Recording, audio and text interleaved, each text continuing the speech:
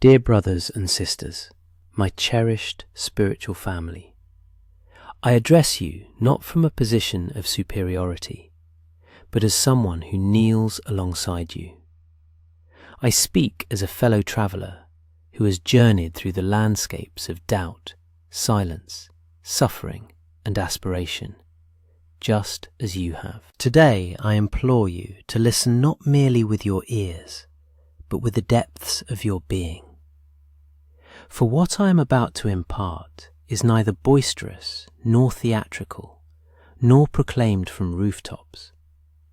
It is a hushed utterance, a sacred whisper. This whisper arises at the most hallowed moment of the Mass, when heaven descends to earth, when time itself appears to suspend, and when the Eucharist is uplifted before our gaze. Many witness this instant, yet precious few comprehend the profound message their soul can articulate in that unique fraction of time.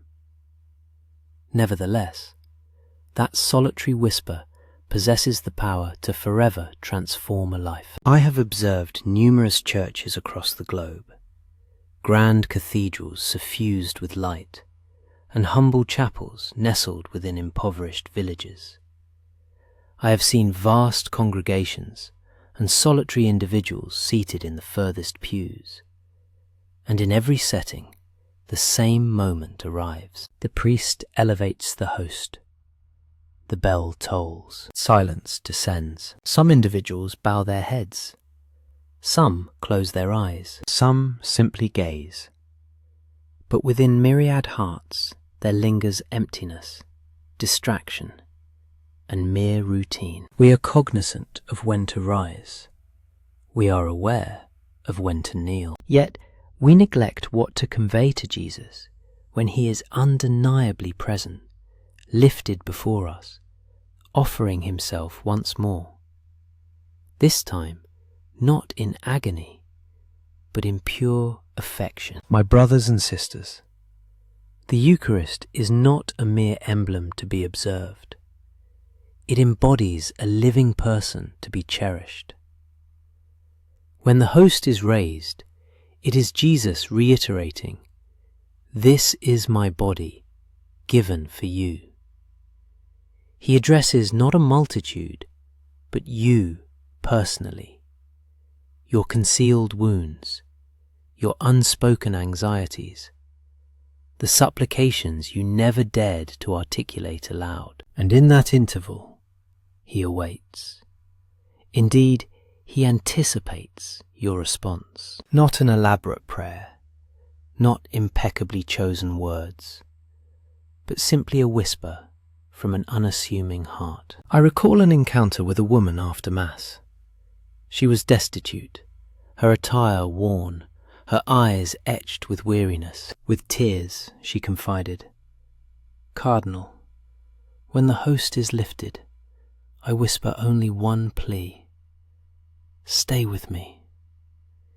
She recounted losing her husband, employment, and home. Nothing remained for her to offer God, but that whisper, "Stay with me," became her anchor. It was then I comprehended that the power of the Eucharist is not unlocked through intellect, but through surrender. So, what should you whisper when the Eucharist is elevated? Not what sounds pious to others, nor what you believe you should utter, but what your soul genuinely needs to express. For some, the whisper is, "Lord, I believe, help my unbelief." For others it is, "Forgive me." For many, it is simply, "I am weary."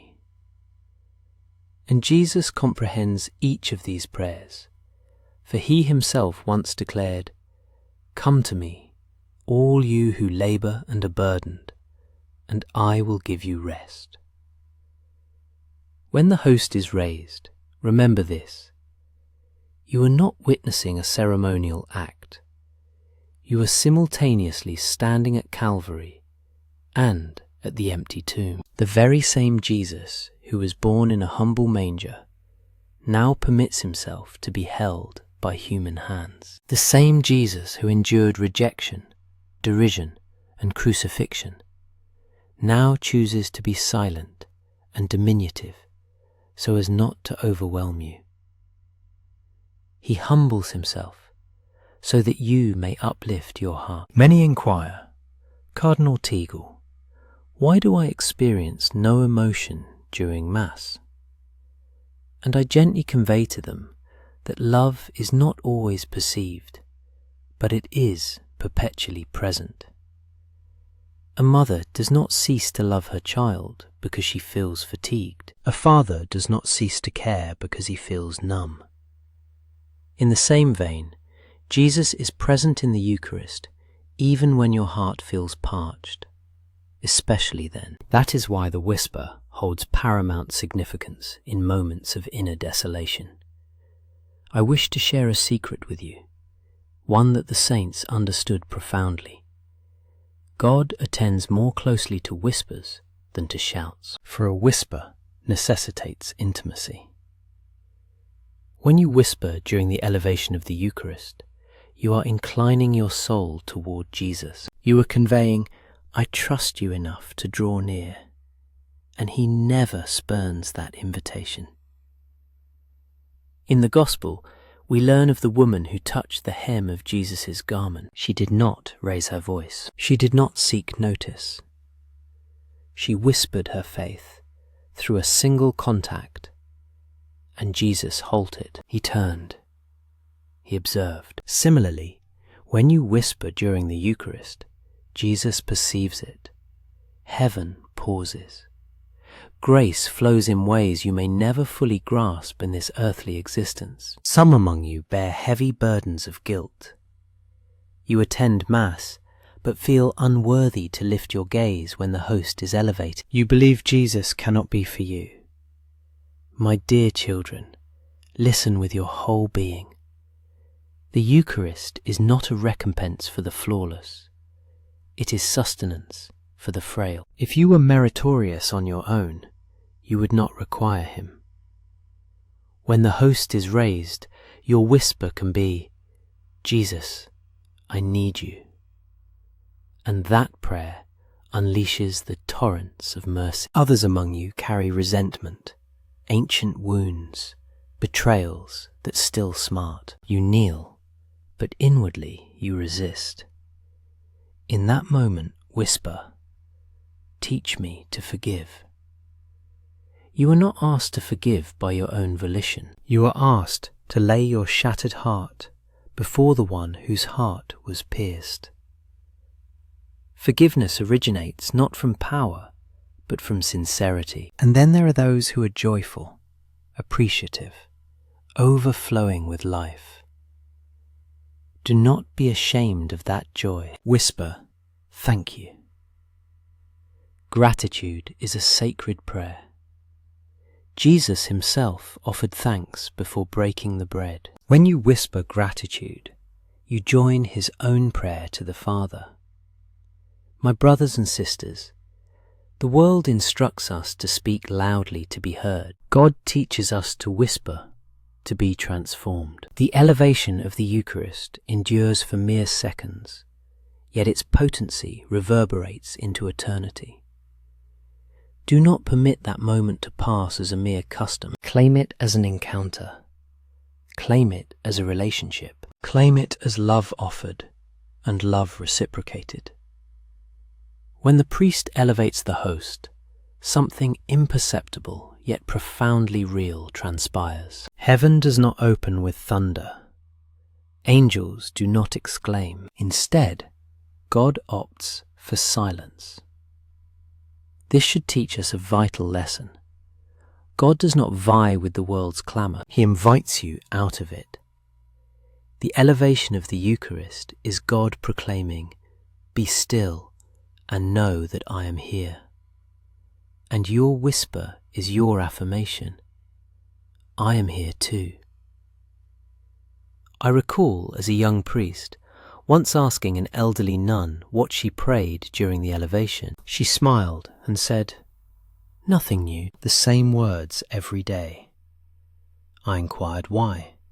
She responded, "Because love does not require many words." That answer remained with me for years. We inhabit an era where people believe prayer must always be inventive, emotive, and fervent. But the most profound prayers are often simple and steadfast, reiterated not out of habit, but out of love. My brothers and sisters, repetition does not diminish prayer. It deepens it. When you whisper the same words to Jesus repeatedly during the Eucharist, those words gradually descend from your lips into your heart, and from your heart into your existence. Over time, they begin to reshape how you speak, how you act, how you pardon, how you hope. Some of you whisper, "Jesus, I trust you," yet internally, fear still dominates. Do not be disheartened. Trust is not forged in a single mass. It is cultivated mass after mass, whisper after whisper, moment after moment. Even the apostles struggled with trust. They walked with Jesus, witnessed miracles, and still wavered. Yet Jesus did not desert them. He remained. He continues to remain with you in the Eucharist, patiently moulding your heart. The whisper during the elevation is potent because it is presented at the juncture of self-giving. Jesus does not stand before you as an instructor or a judge. He is offered as broken bread, given silently, vulnerably. When you whisper to him in that instant, you are responding to love with love, to frailty with honesty, to apprehension with surrender. Consider the Last Supper. Jesus was aware of impending betrayal. He knew suffering approached, and yet he still broke the bread and declared, "This is my body, given for you." He did not await perfect disciples. He gave himself regardless. Every Mass echoes that night. Every elevation is Jesus choosing you anew, despite knowing your deficiencies, your transgressions, your hesitations. So, what occurs within you when you whisper during the elevation? Something exceptionally gentle, yet profoundly real. Your heart begins to soften, not abruptly, not dramatically, but gradually. Stubborn hearts do not yield through coercion, they soften through presence. And the Eucharist is presence, real presence. When you whisper genuinely, you permit Jesus to sit with you precisely as you are, not as you pretend to be. Many believe holiness signifies the absence of struggles. This is untrue. Holiness means presenting your struggles to God instead of concealing them. When you whisper, "Help me," you are already traversing the path of holiness. When you whisper, "I am sorry," grace is already at work. When you whisper, "I cannot do this alone," you are finally articulating the truth. I have encountered individuals who attend Mass for years, but never commune with Jesus from their heart. They know prayers by rote memory, but not through intimacy. My dear brothers and sisters, Jesus does not desire your performance. He desires your presence. He desires your whisper more than your flawlessness. There is also another secret veiled within this moment. When you whisper during the elevation, you are not praying in isolation. The Church prays alongside you. The saints intercede with you. Mary herself is close. She who first held Jesus in her embrace now instructs you on how to receive him into your heart. And what did Mary whisper throughout her life? "Let it be done to me according to your word." That too can be your whisper, a prayer of surrender, a prayer of trust. Some among you are praying for loved ones who are estranged from God, children who no longer believe, spouses whose faith has grown cold, friends who are lost. When the host is raised, whisper their names.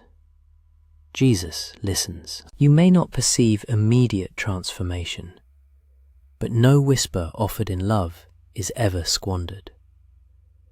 God operates in ways concealed from our human sight, just as he conceals himself beneath the guise of bread. I wish to speak particularly to those who feel overlooked. For those who feel overlooked by the church, by society, or even by their own families, the Eucharist is God's balm for your suffering. It is God declaring, I see you. I choose to remain with you. When you softly utter, do not forsake me, understand this: God never ignores those who approach him with contrite hearts. Over time, this subtle plea begins to influence your conduct beyond the church doors. You become more attentive, your words less severe. You start perceiving others not as adversaries, but as fellow flawed beings cherished by God. The purpose of the Eucharist doesn't conclude at the altar. It is meant to permeate your life. My beloved, if you retain just one insight from this discourse, let it be this: the quiet utterance during the elevation isn't a magical incantation.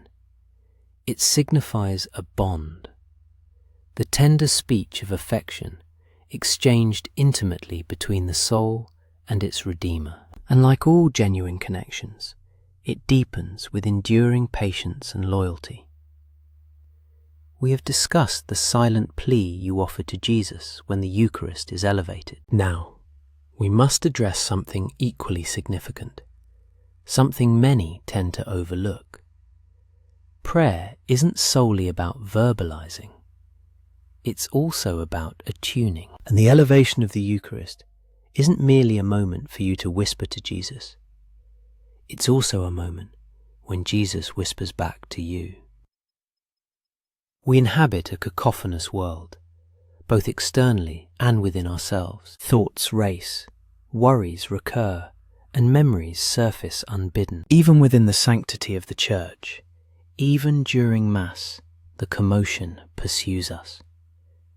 We kneel, yet our minds wander. We gaze upon the host, but our hearts are preoccupied elsewhere.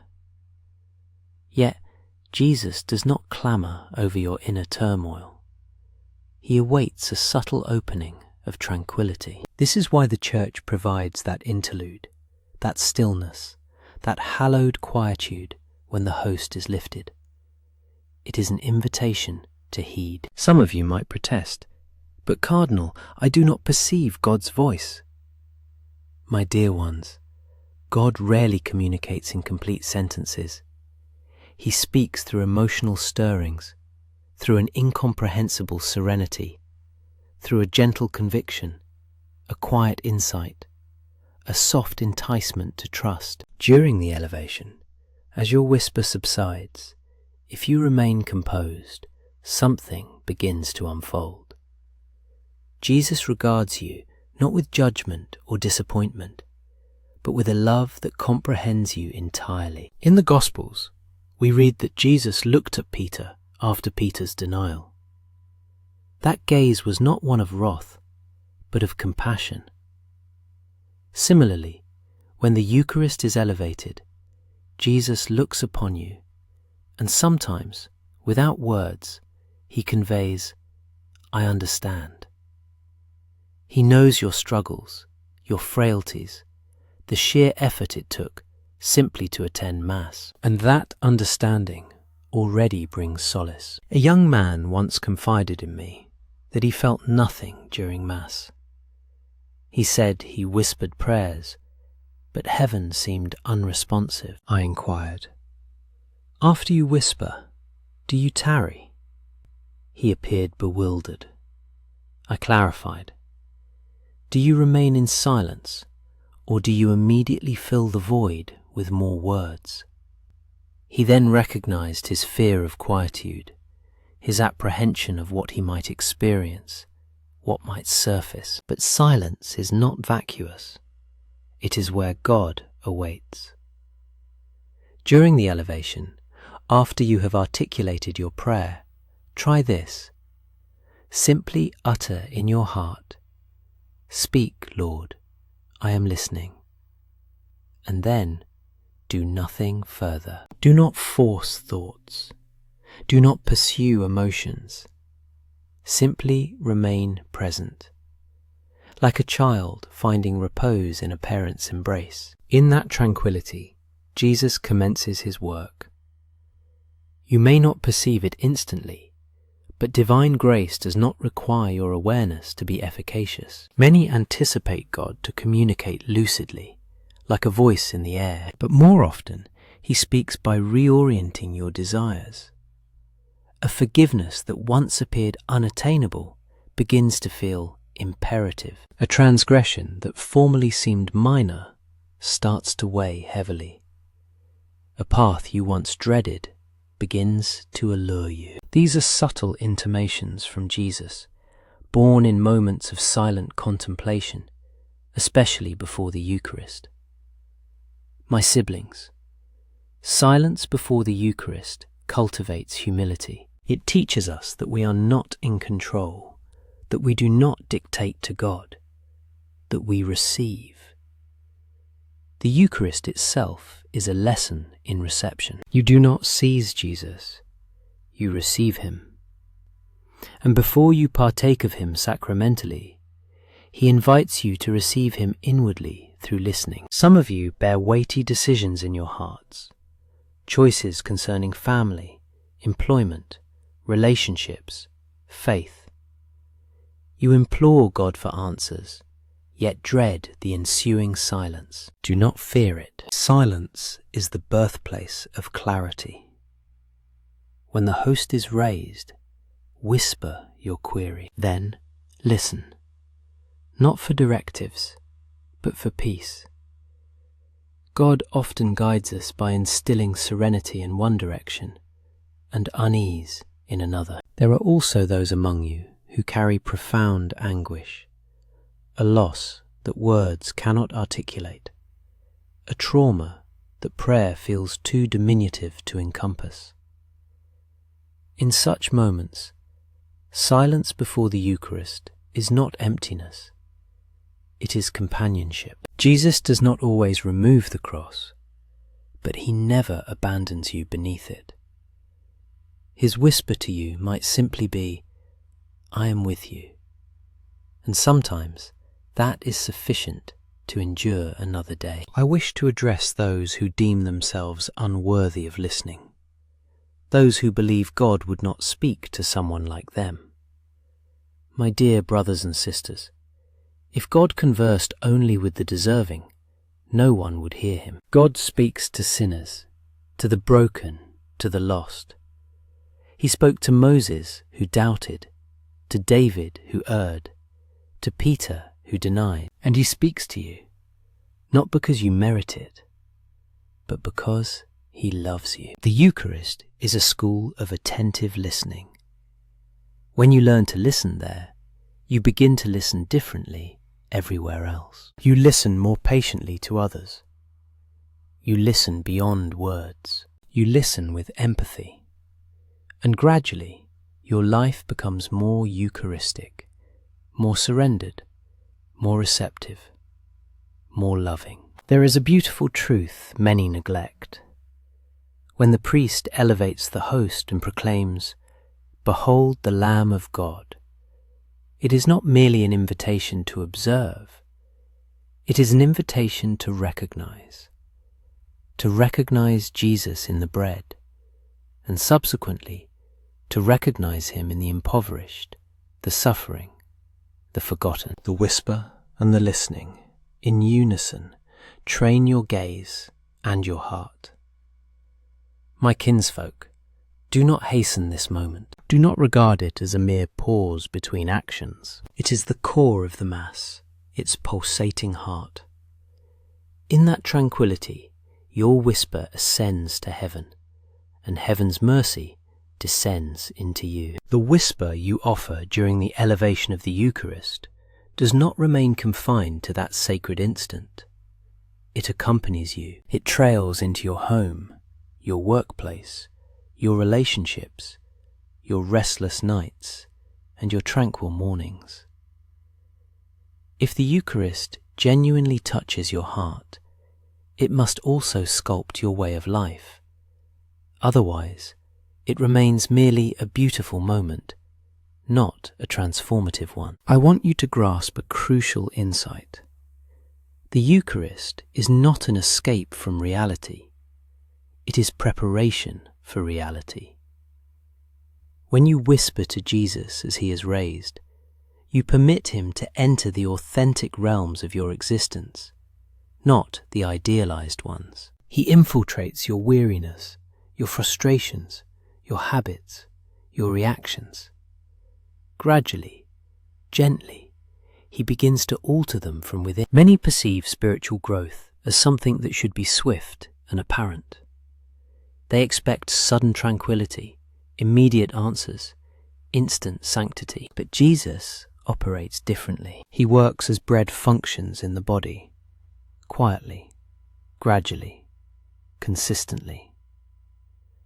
You do not consciously feel bread fortifying your body, but without it, you weaken. In the same vein, the whisper during the Eucharist nourishes your soul little by little. I have witnessed this metamorphosis countless times. A man prone to anger now pauses before speaking. A woman who harbored bitterness for years begins to feel a subtle inclination toward forgiveness. A young person who felt rudderless starts to discern a direction. None of this occurs overnight.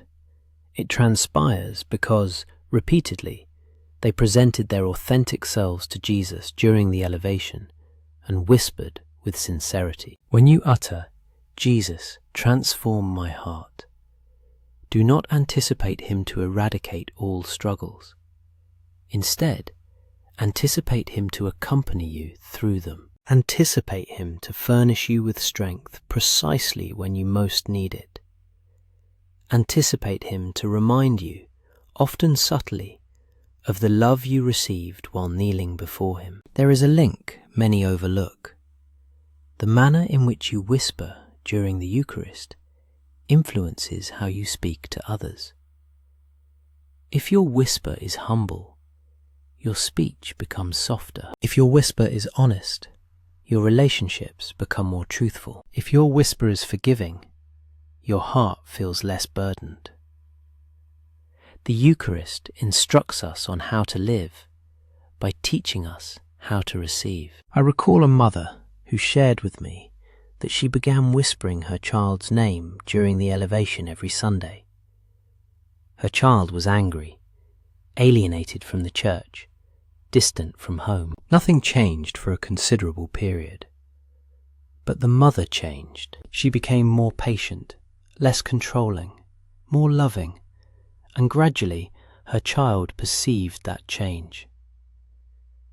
Grace often commences by transforming us, not the individuals for whom we pray. My brethren, the Eucharist also redefines how you perceive suffering. When you kneel before Jesus, who offers himself broken and given, you begin to comprehend that brokenness is not the conclusion of the narrative. Your wounds do not disqualify you from love. They become apertures through which love can enter. When you whisper your pain to Jesus during the elevation, you are entrusting it into his wounded hands. Some of you suffer in silence. You smile publicly, but weep privately. You bear grief, illness, disappointment that few discern. The Eucharist does not demand an explanation for your pain. It asks you to bring it, to lay it down, to trust that God can do something with what feels intolerable. Your whisper may simply be, "Here it is," and that is enough. The transformation stemming from the Eucharist is often most evident in minor choices: opting for patience instead of anger, choosing honesty instead of comfort, selecting prayer instead of distraction. These choices are not grandly heroic. They are Eucharistic. They mirror a life gradually molded by kneeling, whispering, and listening. I wish to address forgiveness, for this is where many hearts contend. When you murmur during the Holy Supper's elevation, you are in the presence of Jesus, who granted pardon even while on the cross. Forgiveness is not synonymous with forgetfulness, nor does it excuse injury. It signifies a refusal to let suffering control you. When you softly ask, "Help me to forgive," you open a gateway. God might not propel you through it instantly, but He will accompany you as you approach it. The Eucharist also conceals an invitation to embody what you partake of. Jesus offers Himself as sustenance, so that you, in turn, may become sustenance for others. This is achieved not through magnificent deeds, but through your presence, your compassion, and your steadfastness. During the elevation, even unknowingly, your murmur also states, "Use me." And God considers this deeply. The world instructs us to safeguard ourselves, to erect barriers, and to shun susceptibility. The Eucharist, however, instructs us to surrender ourselves, to confide, and to cherish, even when it demands a sacrifice. This process is not effortless. Consequently, we must repeatedly return to the altar, to be nourished time and again, to whisper perpetually. My brethren, if you ever question the significance of your soft utterances, observe your life following numerous masses. Notice the subtle transformations. Recognize the inner fortitude you were unaware you possessed. Witness the burgeoning empathy within you. These are indicators that the Eucharist is actively working. We now arrive at the ultimate stage of this journey, a realm where faith is evaluated not by sentiment, but by tenacity. Because there will be junctures in your life when the Eucharist seems remote, when your whispers feel hollow, when the divine appears silent. It is precisely during these instances that your faith gains its utmost value. I wish to address you candidly, as a spiritual guide who has also experienced periods of spiritual aridity in prayer. There are seasons when you kneel during Mass, the consecrated bread is raised, and nothing stirs within you. No warmth, no tears, no lucidity, only routine, only anticipation. My beloved children, do not dread these moments. Do not presume that God has abandoned you. Oftentimes, this is when He is nearest, instructing you to love Him not for comfort.